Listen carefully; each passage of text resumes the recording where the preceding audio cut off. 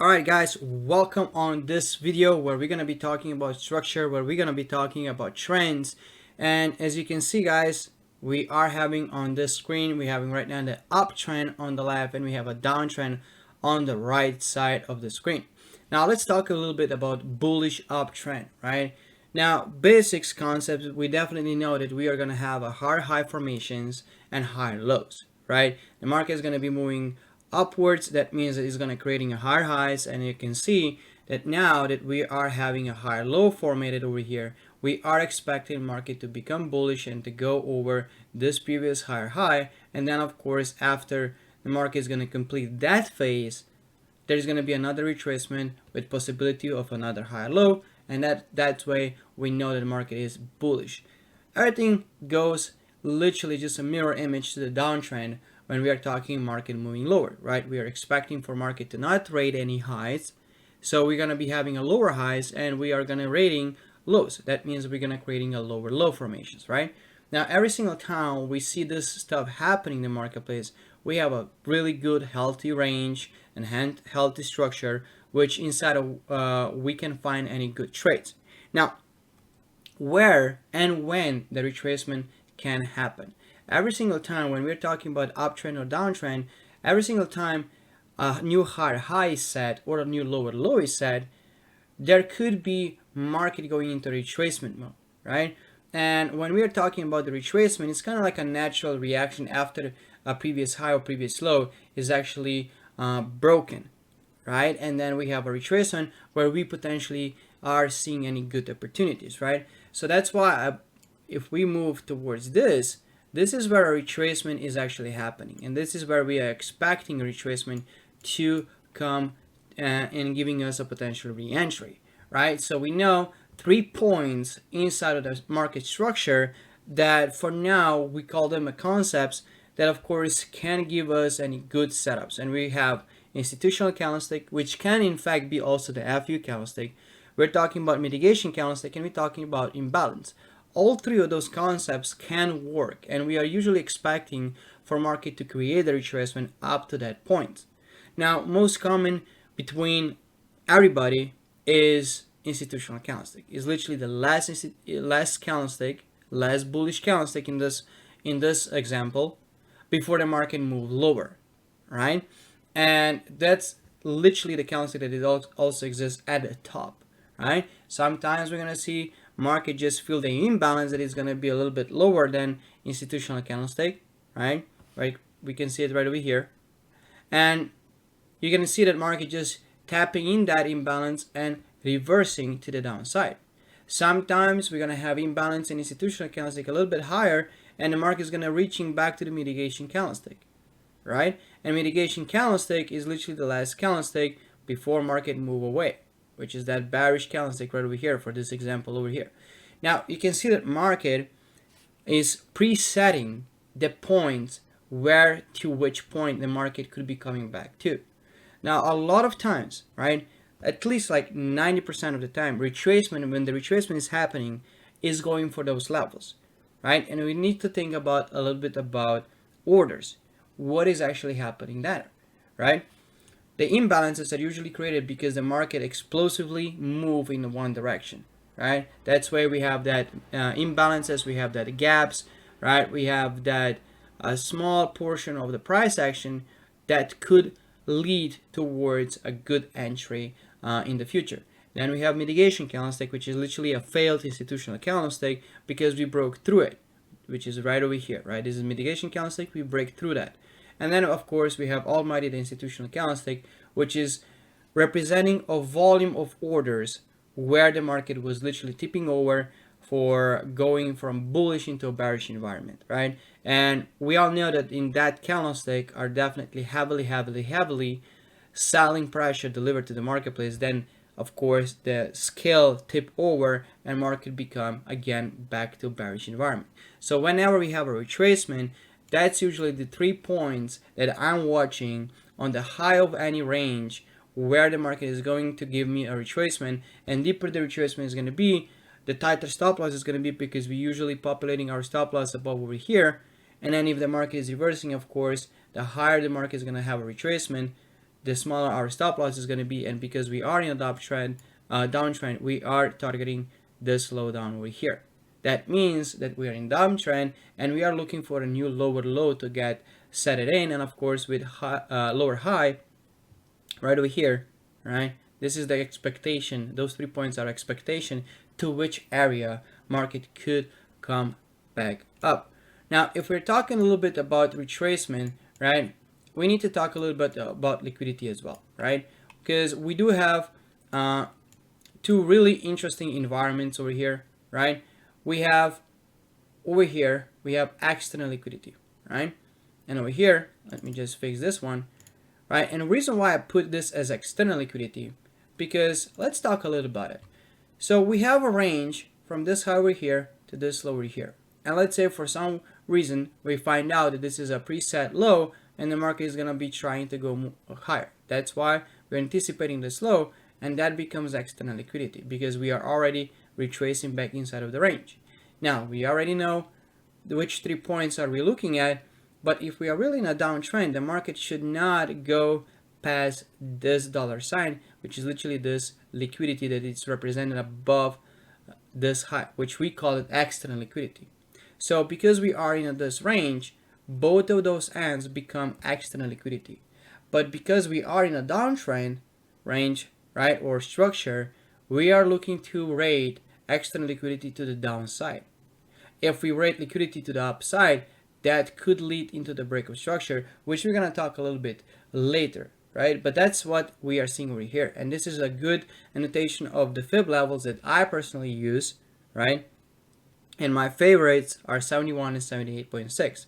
Special if around that area, which is this gray box, up to 88 level, I have anything of those 3 points over here. Potentially mitigation candlestick, potentially institutional candlestick, potentially any imbalances, or the best setup, imbalance plus institutional candlestick, meaning that imbalance is a little bit higher over here, for example, right? And that leads towards really like deep retracement, because the market, when it is giving us a retracement, works, or it's kind of like searching for orders that are in really in an area where there is like a really good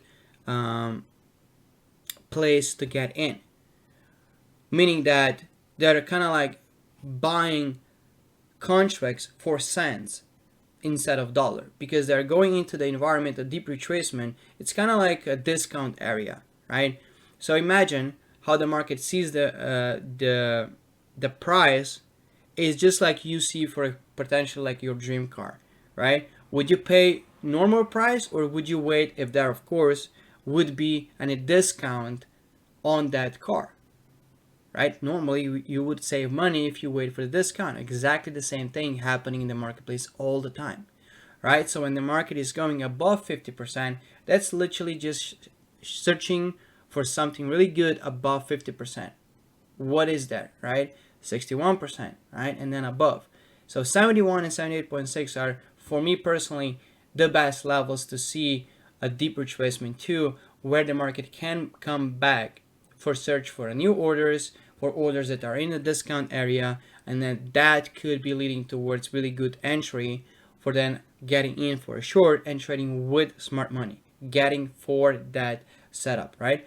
And then of course, if we move to the right side, we have something really similar, right? Now we do have a small ranges inside of one big range. That's why I draw something like this, because what the market is actually doing, a lot of times you're going to see that market is creating a little bit like a short high and then giving us a new impulsive range to the downside. Now somebody could be taking this high and saying that this is external liquidity. That's why I put this as an external liquidity. But for me, if you look a little bit bigger picture, let's say for example we have an institutional candlestick or imbalance or mitigation candlestick that still haven't been tested yet over here, we could be saying that this is a internal liquidity. So that's why I'm going to change this into internal, right? Not external, but internal liquidity, right? Because it's between a new, let's say, high and a new lower low, because we are in a downtrend.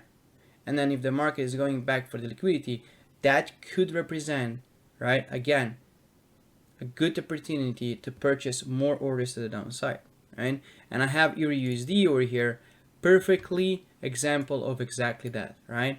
Look, we have this high over here, we have the imbalance, we have institutional candlesticks right over here, right? We could be saying this one, but let's focus on this imbalance and this high over here, because we could be saying that this range is like this. We have new high and we have new low. We kind of like broke the structure, right?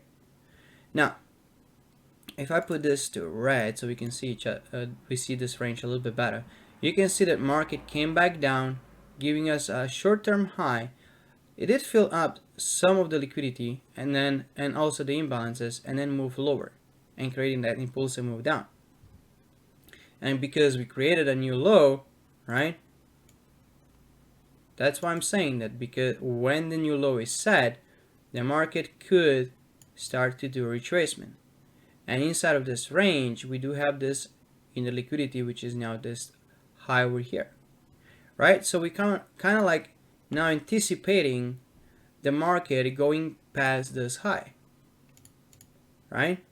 Because that's liquidity, we have the institutional candlestick, and we have the imbalance. So if we just measure the imbalance, right, with this gray box over here, between this low over here and this high over here, that's the imbalance that is left. Let's talk about what was going on over here and how we could be getting this trade to develop for us. Now, for that, I'm gonna go back down to the 5 minutes so we can talk a little bit about the structure, anticipation, what is actually going on. So we now know that this blue area over here is that high that got just rated. So what the market did, it created a beautiful kind of like equal highs, right? Market spiked through that, captured liquidity, and look what happened. Market broke the structure because it went below this low, right? This is the structure that created a liquidity run. And then the market just gave it to the downside. And when the market is coming back up, it's coming back for the institutional candlestick, and it's coming back to this imbalance. That's the beautiful thing, because we have everything connected to each other. We have the imbalances. Inside of the imbalance is this beautiful FU candlestick. FU candlestick is just an institutional candlestick that broke previous liquidity, right? And you can see we came back in. We could be putting stop loss above over here, and we have a beautiful move to the downside, right? And that's how the market is producing this kind of setups. And it's the same concept that we just talked about it, right? We have this range over here from this high to this low, right? We have previous low, so we have a lower low.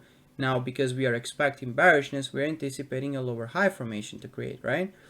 Now, because a lower high created right over here where we were talking about, which is a little bit higher in the range, if we move with the fib levels, we can see that that's 71 and 78.6. That's why they are my favorite, especially if there is any concepts that we're teaching inside of those levels. And we have imbalance over here.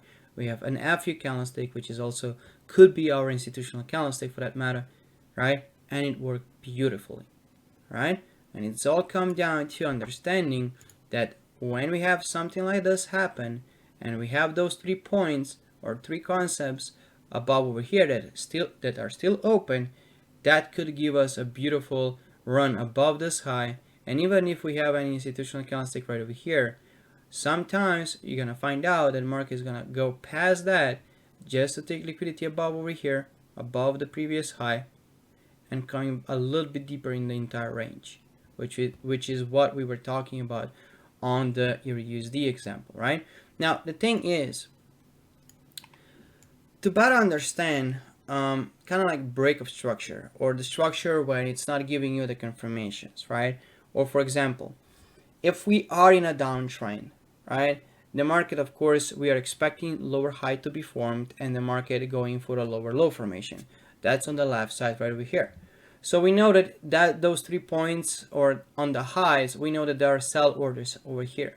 So whenever we come back into those sell orders, they're getting more and more entries. Smart money is getting more and more entries on this new high, which is a lower high, and then the market is expected to go below the low, right? And those orders that are down over here, when we are talking about institutional candlesticks, any imbalances and so on and so forth, should not give any resistance towards a potential reversal in the marketplace, right? Because if you look on the right side, this is where everything can fall apart, because we have a sell orders right over here that's creating a lower high. But then if this doesn't have enough power to generate a new lower low, and if those buy orders over here could be overpowering the sell orders, the market could give us a formation that is going to break the structure, which is when the market is breaking above this high, right? And from that point on, we just have a new higher high, if we compare over here, and we have higher low. And we're coming off of, from the bearish environment, sell downtrend, to a buy or bullish uptrend, right? So if you think about the orders, it's going to be easy to determine in which structure we currently are and what we can anticipate. And it's go alongside with my entry, right? For example, if we have a limit over here at the start of this gray box, and the end of the gray box is our stop loss, right? And market came back up, get us filled in, right? We are in a profit when the market is moving back down. So we are anticipating the market should not give us any resistance in those orders. That's how you can confirm if you are in the right direction of the marketplace. Because if the market is coming back down and it's giving you some sort of resistance and going back up towards your entry, you should be either breaking even, or you should be at least taking some partials out, right? And then let the market do its thing. But the thing is, if this kind of thing is forming, and if the buy orders that are below over here that were originated to just create this move higher, and they kind of failed to create a higher high, right? Because we are in a downtrend, they should not create a higher high. But if they come back down and they're giving us resistance and giving us a possibility of a reversal, then that could become the issue if we are in a sell environment, if we have a sell orders in. Because a lot of times we're going to find out that exactly in this kind of concepts, we have reversals happening in the marketplace. When the market is going from a bearish side into the bullish, from bullish side to the bearish, it works in both direction, right? So, to kind of like run it up, when we are in a sell environment and we are expecting downtrend, we are expecting for market to create lower highs and lower lows.